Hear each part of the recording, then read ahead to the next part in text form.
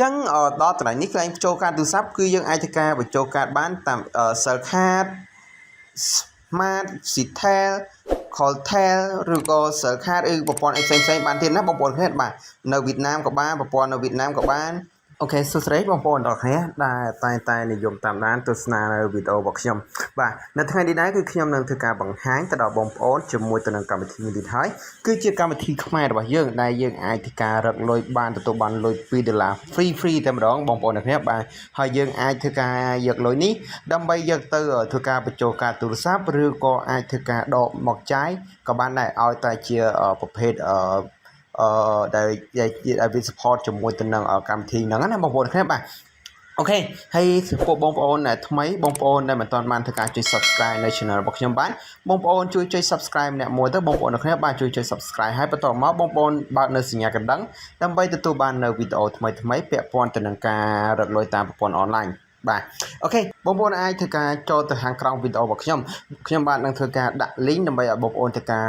download ទៅក្នុង Play Store តែម្ដងបាទអូខេអញ្ចឹងឈ្មោះ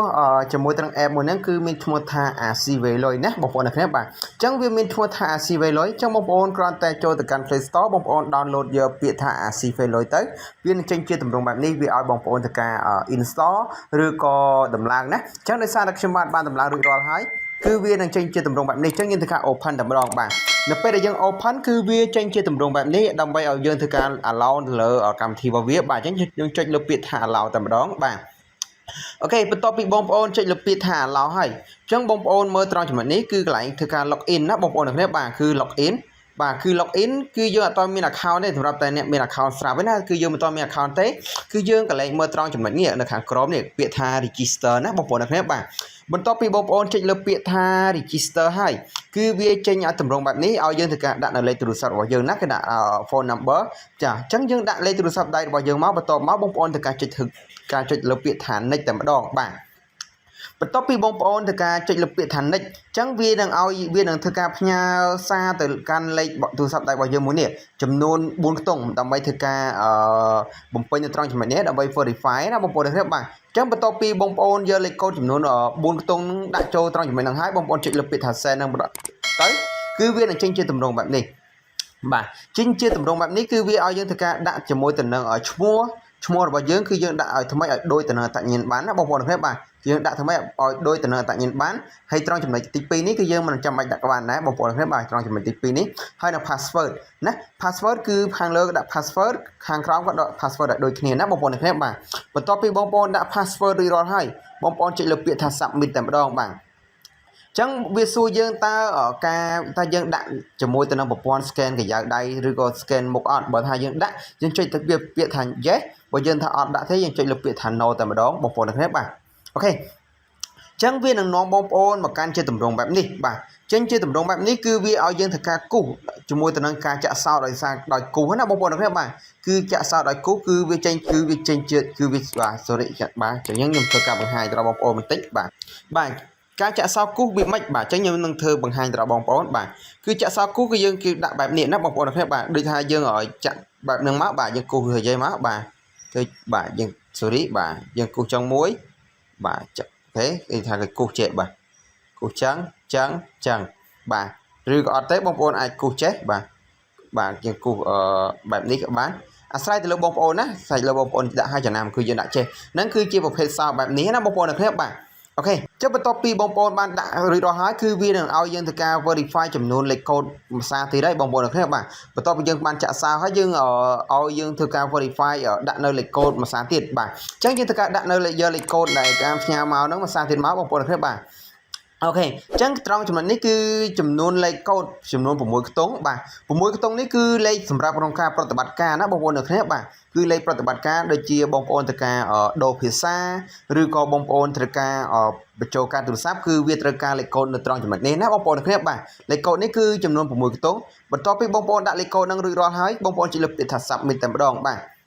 អូខេអញ្ចឹងវានឹងចេញជាទម្រង់បែបនេះណាបងប្អូនទាំងគ្នាបាទគឺវាចូលមកកាន់ជាទម្រង់បែបនេះគឺជាទម្រង់ដើមហើយអញ្ចឹងបងគឺមកដល់ត្រង់ចំណុចនេះគឺយើងមិនទាន់បាន ទទួលបានលុយ$2នោះទេបាទអញ្ចឹងបងប្អូនកន្លែងមើលត្រង់ចំណុចនេះបាទអញ្ចឹងបងប្អូនចូលពាក្យថាមីចូលកន្លែងត្រង់ចំណុចមីនឹងហើយគឺបងប្អូននឹងឃើញជាចំណុចទម្រង់បែបនេះហើយបងប្អូនកន្លែងមើលកន្លែងត្រេ3បងប្អូនយកពាក្យថាអាចកន្លែង ID នេះកន្លែង ID នេះបងប្អូនគ្នាបាទកន្លែង ID ហ្នឹងមកកន្លែងខាងលើគេហ្នឹងមកបន្ទាប់មកបងប្អូនចូលត្រង់ចំណុចហ្នឹងមកបងប្អូនគ្នាបាទជួយចូលត្រង់ចំណុចកន្លែង ID ហ្នឹងឬក៏បងប្អូនអាចដូរភាសាក៏បានដែរណាបងប្អូនគ្នាបាទ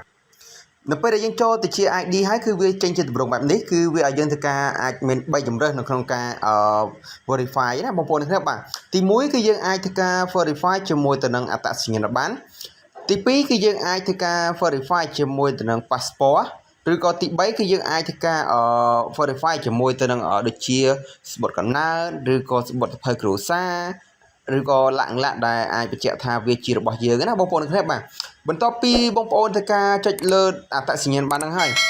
បងប្អូនចុចលើពាក្យថា submit នៅខាងក្រោមណាបងប្អូនគ្នាបាទគឺមានពាក្យមួយ submit នៅខាងក្រោមគឺវានឹងចេញជាទម្រង់បែបនេះណាបងប្អូនគ្នាបាទគឺវាចេញជាទម្រង់បែបនេះគឺបងប្អូនត្រង់ទៅលើគឺជាដាក់ ID number គឺជាលេខអត្តសញ្ញាណប័ណ្ណរបស់យើងហើយខាងក្រោមនេះគឺជាឈ្មោះរបស់យើងហើយនឹងភេទថ្ងៃខែឆ្នាំកំណើតហើយនឹងថ្ងៃខែផុតកំណត់នៅអត្តសញ្ញាណប័ណ្ណរបស់យើងបន្ទាប់មកទៀតបងប្អូនចុចលើពាក្យថា next ណាបងប្អូនគ្នាបាទអូខេអញ្ចឹងមកដល់ step ទី2 step ទី2គឺទី1គឺវាឲ្យយើងធ្វើការថតទៅអត្តសញ្ញាណប័ណ្ណរបស់យើងទី2គឺថតនៅខាងក្រោយដែលគេបានបង្ហាញនៅត្រង់ចំណុចនេះណាបងប្អូនគ្នាបាទដែលគេបានបង្ហាញនៅត្រង់ចំណុចនេះហើយទី3គឺឲ្យយើងធ្វើការចុចកាន់ថតជាមួយទៅនឹងការ selfie ជាមួយទៅនឹងអត្តសញ្ញាណប័ណ្ណណាមូលហេតុអីបានគេឲ្យយើងធ្វើការចុច selfie ជាមួយទៅនឹងអត្តសញ្ញាណប័ណ្ណដោយសារតែខាងក្រុមហ៊ុនគឺជាប្រភេទធនាគារអញ្ចឹងគេត្រូវការព័ត៌មានមួយដែលច្បាស់លាស់ដែលមិនមែនជាព័ត៌មានដែល fake ដែលគាត់ចេះតែបង្កើត account ចោលបង្កើត account ចោលយកតែលុយហ្នឹងណាបងប្អូនឃើញបាទគឺគេតម្រូវឲ្យយើងធ្វើការកាត់ថត selfie កាន់ជាមួយទៅនឹងអត្តសញ្ញាណប័ណ្ណបែបនេះបាទអូខេបន្ទាប់ពីបងប្អូនធ្វើការថត selfie ជាមួយអត្តសញ្ញាណប័ណ្ណរួចរាល់ហើយបងប្អូនលើពាក្យថា submit តែម្ដងបាទអញ្ចឹងលើ submit ហើយគឺនឹងចេញជាទម្រង់បែបនេះគេដាក់ឲ្យគេប្រាប់យើងថាគេនឹងអរគុណសម្រាប់ការគេនឹងធ្វើការឆែកជាមួយទៅនឹងព័ត៌មានរបស់យើងដែលបានផ្ញើទៅណាបងប្អូនគ្នាបាទអញ្ចឹងខ្ញុំធ្វើការចាំចំនួនដូចជា10នាទីបងប្អូនគ្នាបាទចំនួន10នាទីគឺខាងក្រុមហ៊ុនគេនឹងធ្វើការប្រសេសឲ្យយើងបាទនៅពេលដែលគេឆែករួចរាល់គឺដល់ពេលថាគេព្រមជាមួយទៅនឹងការចុះឈ្មោះរបស់យើងគឺវាចេញជាទម្រង់បែបនេះតែម្ដងបាទអូខេអញ្ចឹងយើងចូលទៅមើលនៅកាន់ទម្រង់ដើមតែម្ដងណាអូខេអញ្ចឹងនៅពេលដែលយើងបំពេញរួចរាល់ហើយនៅពេលដែលយើងបានបំពេញរួចរាល់ឲ្យហើយគឺត្រង់ចំណុចនេះកន្លែង$8,000រៀលនេះស្មើនឹង$2ហ្នឹងគឺវាមិនទាន់បានចូលមកកាន់គណនីរបស់យើងទេអញ្ចឹងយើងត្រូវការចូលទៅកាន់ page របស់ ACV លុយណាបងប្អូនគ្នាបាទគឺយើងចូលទៅកាន់ page ACV លុយបាទយើងចូលទៅឆាតរបស់យើងមកបាទយើងចូលមកឆាតហើយយើងចុច search មកបងប្អូនគ្នាបាទយើងចុច search ដាក់ថា ACV លុយបាទយើងដាក់ AC បាទ ACV លុយបាទយើង W បាទនេះបងប្អូនឃើញហើយគឺយើងយកពាក្យថា ACV លុយយកថា business ខាងក្រោមណាបងប្អូនគ្នាបាទយកពាក្យថា business ណាកុំយកលើហ្នឹងបាទយកពាក្យថា business អញ្ចឹងបងប្អូនឆាទៅគាត់ទៅបាទយើងឆាទៅគាត់ហាយសួស្ដីទៅគាត់ទៅយើងប្រាប់គាត់ថាយើងបានធ្វើការខ្ញុំបានបើកគណនី ACV លុយរួចរាល់ហើយហេតុអ្វីមិនឃើញទឹកប្រាក់ហើយយើង screenshot អានឹងមួយមកហើយយើងប្រាប់លេខគណនីអញ្ចឹងគេឆ្លើយតបមកយើងណាបងប្អូនគ្នាបាទគេឆ្លើយតបមកយើងគេនឹងធ្វើការឆ្លើយតបយើងនឹងពេលឆាប់នេះណាបងប្អូនគ្នាបាទអញ្ចឹងរយៈពេលដូចជាអត់ដល់3-4ម៉ោងគេនឹងធ្វើការនៅពេលគេត្រួតពិនិត្យរួចរាល់ហើយគេនឹងផ្ញើលុយមកឲ្យយើងតែម្ដងបាទអូខេអញ្ចឹងយើងចូលទៅកាន់ទម្រង់ដើមយើងវិញតែម្ដងបាទអូខេនេះគឺជាទម្រង់ដើមនៅក្នុង ACV លុយបាទនេះគឺខ្ញុំទទួលបានចំនួនទឹកលុយគឺ$8,000រៀលណាបងប្អូនគ្នាបាទគឺខ្ញុំទទួលបាន$8,000រៀលពីការពីគណនីនេះមួយបាទដែលគាត់ transfer ខ្ញុំចំនួនស្មើទៅនឹង$2ណាបងប្អូនគ្នាបាទចំនួន$2ណាបងប្អូនគ្នាបាទអញ្ចឹងខ្ញុំអាចធ្វើការយកមកធ្វើការបញ្ចូលការទូរស័ព្ទក៏បានឬក៏ខ្ញុំអាចធ្វើការយកទៅបើកជាមួយទៅនឹងធនាគារមួយណាដែលគេដែលជាដៃគូសហការណាបងប្អូនគ្នាបាទនេះគេដាក់មកគេថា